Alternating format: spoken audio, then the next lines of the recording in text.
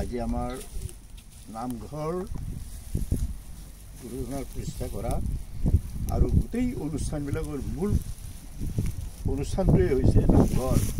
নামঘৰক কেন্দ্ৰ কৰিয়ে আমাৰ গুৰুজনাই আমাৰ এখন সমাজ নিৰ্মাণ কৰিছিলে, ধৰ্ম বস্তু প্ৰকাশ কৰিছিলে আৰু আমাৰ অধিৱেশনবিলাকৰ মূল বস্তু হ'ল নামঘৰ। আমি সকলোতকৈ আগতে এই নামঘৰ প্ৰতিষ্ঠা কৰিম আৰু আজি নামঘৰৰ লাইখুটা আমি স্থাপন কৰিম।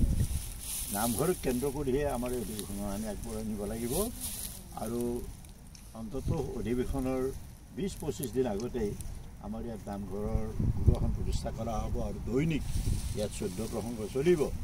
গতিকে আমাক ভগৱন্তই কৃপা কৰক, গুৰুজনাই কৃপা কৰক আৰু এই মহা অধিৱেশনখন যাতে সৰ্বাংগ সুন্দৰ হয়, তাত যাতে আমাৰ সকলো মানুহে আমাক ইয়াত সহযোগিতা আগবঢ়াইছে আৰু ৰাইজে আগবঢ়াইছে আৰু সকলোৰ ওপৰতো থাকিব যে গুৰুৰ কৃপা আৰু ভগৱন্তৰ কৰোণা নহ'লে কোনো অনুষ্ঠান এইবিলাক মানৱীয় শক্তিৰে সফল কৰাটো সম্ভৱ নহয়।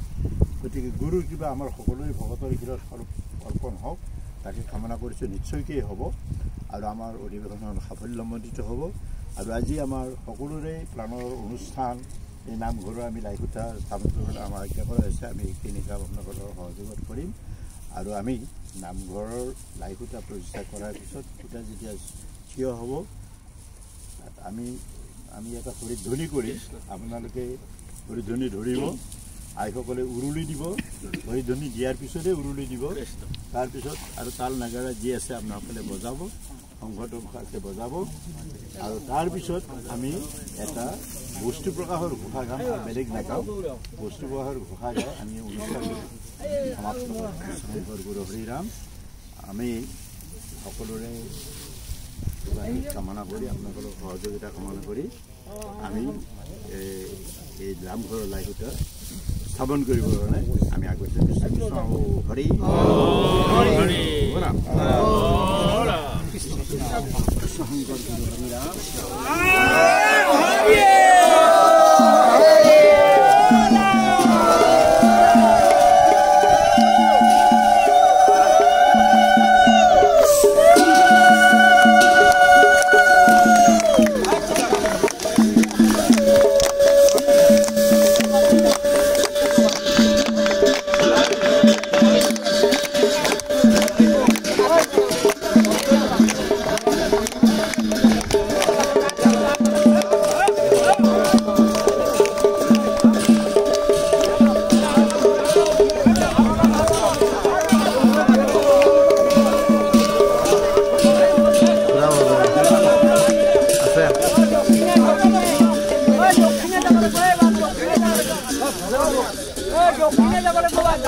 Yo,